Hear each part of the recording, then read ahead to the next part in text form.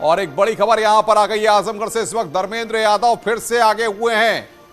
ये बड़ी खबर, 16,200 वोटों से बढ़त बनाई बीजेपी के निरहुआ फिर पिछड़े। इस वक्त की बड़ी खबर आजमगढ़ से, इस वक्त की बड़ी खबर, धर्मेंद्र यादव फिर से आगे हो गए हैं। आजमगढ़ के मुकाबले में धर्मेंद्र यादव आगे हुए हैं। ये बड़ी बढ़त यहां पर धर्मेंद्र यादव ने बनाई है। भारतीय जनता पार्टी के धर्मेंद्र यादव ने यहां पर बढ़त बनाई है। अलाउद्दीन बातचीत करने के लिए हमारे साथ। अलाउद्दीन, एक बार फिर धर्मेंद्र यादव ने बढ़त बना ली है। अब जी हाँ, बिल्कुल। जो सिनेरियो 9:30 बजे से लेकर 12:15 बजे तक धर्मेंद्र यादव के पक्ष में था, वो करीब 1 घंटे तक निरहुआ के पक्ष में चला और करीब उन्होंने 7,500-8,700 वोटों तक लीड ले ली थी बीजेपी ने। लेकिन अब वो लीड घटी है और एक बार फिर से जो है समाजवादी पार्टी के प्रत्याशी धर्मेंद्र यादव और लीड लेते हुए दिख रहे हैं। मेरे साथ मुझे ज्वाइन कर रहे हैं अभिषेक, जो कि नया और ताज़ा डेटा लेकर के आए हैं। क्या ताज़ा डेटा है अभिषेक?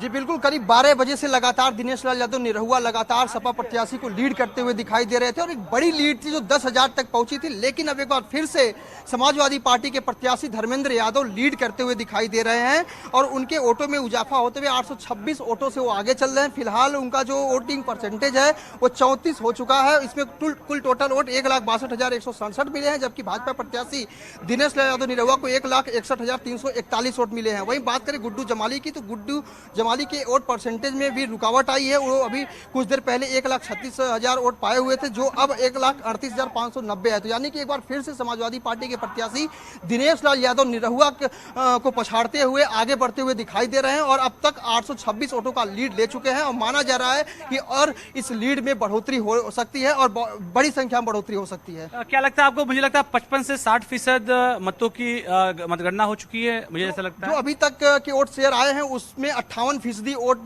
पोलिंग वोट की गणना हो चुकी है और माना जा रहा है कि अभी भी 42% वोटों की गिनती होनी बाकी है। ऐसे में अभी भी जो तस्वीरें हैं वो क्लियर होना मुश्किल दिखाई दे रही है, कारण कि दोनों प्रत्याशी कभी आगे हो रहे हैं, कभी पीछे हो रहे हैं और जो भी रिजल्ट आएगा वो कहीं न कहीं तीनों प्रत्याशियों के बीच जो कांटे की टक्कर चल रही है उसमें मार्जिन कम होने वाला है। इसी को लेकर लास्ट तक जो लास्ट टेबल होगा उस टेबल तक जो है दोनों प्रत्याशियों का गिनती चलेगा और आगे पीछे लोग चलते रहेंगे और लास्ट टेबल में ही जाके दोनों का फैसला होगा कि कौन चुनाव जीत रहा है। यहाँ से स्लग ओवर के मैच जैसा लग रहा है यहाँ सब कुछ। सुबह जब जिलाधिकारी आए थे न्यूज 18 की, जब उनसे बात हुई थी, उन्होंने कहा था 1-2 बजे तक सब कुछ क्लियर हो जाएगा। लेकिन अब क्योंकि मार्जिन इस तरह का है, मुझे लगता है कि अब ये पूरी तरह से क्या माना जाए? अलाउद्दीन, आप तो कई चुनाव कवर कर चुके हैं, जाहिर तौर पर इस तरीके के मुकाबले जब देखने को मिलते हैं तो फिर चाहे वनडे मैच हो तो 50वें ओवर तक गेंद जाती है और उस आखिरी ओवर में ही फैसला होता है।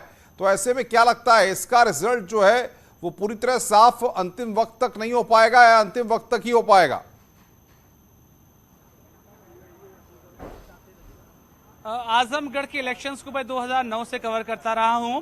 उसमें लोकसभा इलेक्शन और विधानसभा इलेक्शन भी शामिल हैं। लेकिन इस तरह के रिजल्ट की उम्मीद और इस तरह के इलेक्शन आज पहली बार यहां देखने को मिल रहा है, कम से कम 2009 से जब से मैं कवर कर रहा हूं। और अब तक लगभग मान लिया जाता था कि तस्वीर और अनुमान तो लगभग साफ हो जाते थे, लेकिन जो अप डाउन लगातार चल रहा। कुछ अपडेट आ गया आपके पास? और कोई अपडेट और आ गया है? लेटेस्ट अपडेट आया है, उसमें भाजपा प्रत्याशी दिनेश लाल यादव निरहुआ एक बार फिर से 2,419 वोटों से आगे चल रहे हैं। यानी कि एक बार फिर से 2,400 वोटों से भाजपा प्रत्याशी समाजवादी पार्टी प्रत्याशी को लीड देते हुए दिखाई दे रहे हैं। तो यहाँ कभी सपा, कभी बसपा और कभी भाजपा एक दूसरे को पछाड़ते हुए नजर आ रही है। अभी कुछ देर पहले ही 826 वोटों से धर्मेंद्र यादव आगे चल रहे थे। अभी 2 मिनट भी नहीं हुआ था कि फिर से जो काउंटिंग शुरू होती है उसमें भारतीय जनता पार्टी के प्रत्याशी 2,400 वोटों से आगे निकल जाते हैं। तो लगातार एक दूसरे को पिछाड़ने का रेस यहाँ पे चल रहा है और काफी दिलचस्प होता जा रहा है आजमगढ़ का ये रण। ये आखिरी गेंद तक और बल्लेबाज जो है आखिरी वक्त तक मैदान में रहेगा, ऐसा कुछ लग रहा है। और पॉलिटिकल रिपोर्टिंग में और इस तरह की राजनीतिक लोगों के लिए भी ऐसा। तो आप क्या मानते हैं, इतना लंबा अनुभव आपका है अलाउद्दीन, समाजवादी पार्टी को आप कवर करते रहे हैं, आपको लगता है कि जो स्ट्रेटेजी प्लानिंग या इस पूरे चुनाव को अगर देखा जाए आजमगढ़ के, तो जिस तरीके से गुड्डू जमाली का मैदान में आते हैं बीएसपी से, वो कहीं ना कहीं पूरे मुकाबले को इतना दिलचस्प बना देते हैं कि किसी की एक तरफा बड़ी आसानी से जीत मुमकिन नहीं हो पा रही है।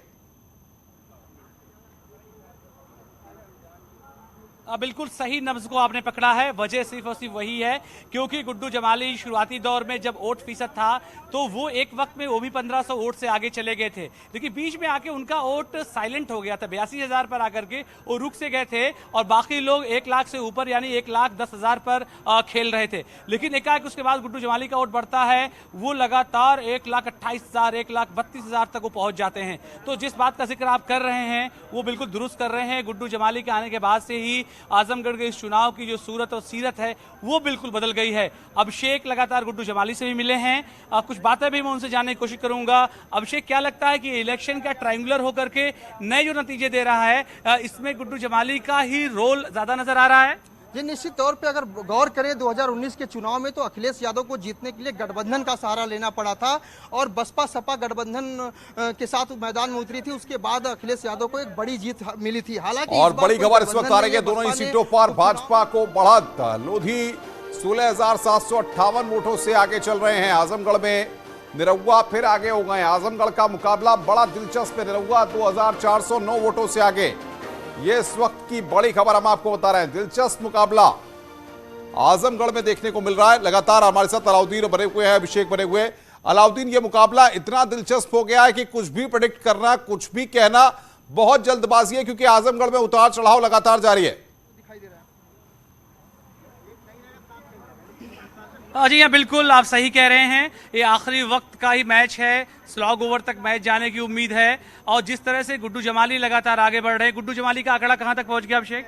जी, निश्चित तौर पर जैसा कि मैंने बताया कि 1 घंटे पहले गुड्डू जमाली महज 82,000 वोट ही पा सके थे और काफ़ी पीछे चल रहे थे। अब उनके जो वोट मार्जिन है मात्र 24,000 के हैं। अब उनका वोट परसेंटेज बढ़ गया है, 1,42,322 वोट गुड्डू जमाली को अब तक मिल चुके हैं, जबकि सपा प्रत्याशी 164 हैं और वही भाजपा प्रत्याशी 1,66,000 वोट। यानी आप समझ सकते हैं कि मात्र 24,000 वोट अब बचे हैं, जिससे गुड्डू जमाली पीछे चल रहे थे। जो गुड्डू जमाली 60,000 वोटों से पीछे चल रहे थे वो महज 24,000 वोटों से पीछे चल रहे हैं। कौन जीता कौन हारा इसका फैसला कुछ घंटों में जरूर होगा। कुछ कैमरामैन से कहिए हमारे दर्शकों तक पहुंचाएं, और साथ ही साथ आप आजमगढ़ की जो सियासत है उसको आपने परखा है, समझा है, लोगों से भी बात की है। जो फैक्टर्स इस चुनाव में देखने को मिले हैं, ऐसे में क्या बार बार धर्मेंद्र यादव की या निरहुआ की धड़कनें भी तेज हो रही होंगी जिस तरीके से अप एंड डाउन हो रहा है? जी हाँ, बिल्कुल हो रही होंगी।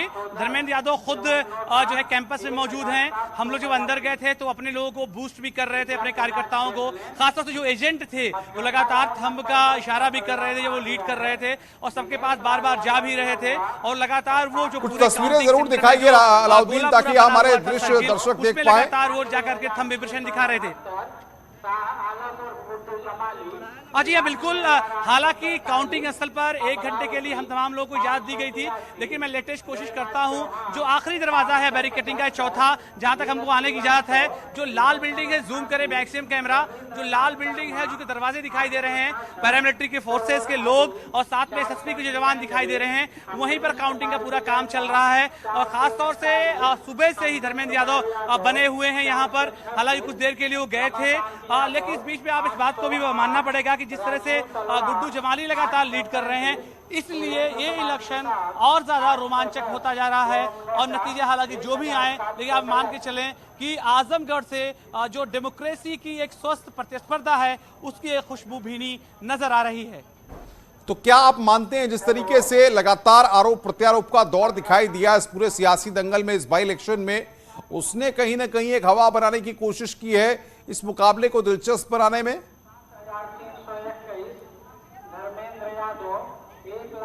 हाँ जी बिल्कुल, आजमगढ़ को कहा ही जाता है पहला कॉम्बिनेशन मुस्लिम यादव मुसलमान यादव कॉम्बिनेशन, और यही वो ताकत है जिसके बिना पर समाजवादी पार्टी इस पूरे इलाके को अपना गढ़ मानती रही है। 10 सीटें यहां से जीतती रही है। हालांकि डी फैक्टर को यानी दलित फैक्टर को भी नजरअंदाज नहीं किया सकता है। डी फैक्टर की ताकत ही इस बाई इलेक्शन में आप साफ तौर से देख सकते हैं।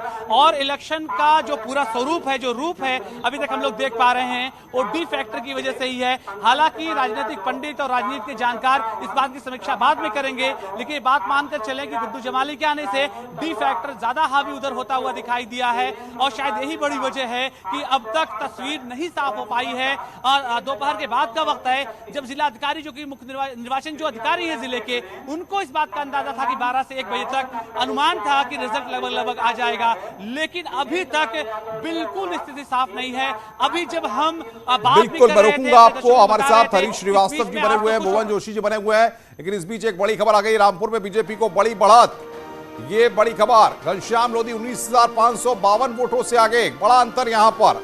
आसिम रजा दूसरे नंबर पर हैं। लगातार भारतीय जनता पार्टी को बढ़त मिलती हुई घनश्याम लोधी 19,552 वोटों से आगे हो गए। आसिम रजा दूसरे नंबर पर हैं।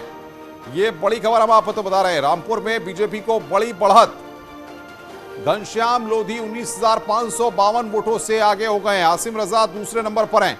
बातचीत करने के लिए मेरे साथ हरीश जी भी बने हुए हैं और भुवन जोशी भी। हरीश जी, ये संकेत क्या है कि दोनों जगहों पर आपकी पार्टी आगे चल रही है, लेकिन समाजवादी पार्टी अपनी हार स्वीकार करने को अभी तैयार नहीं है?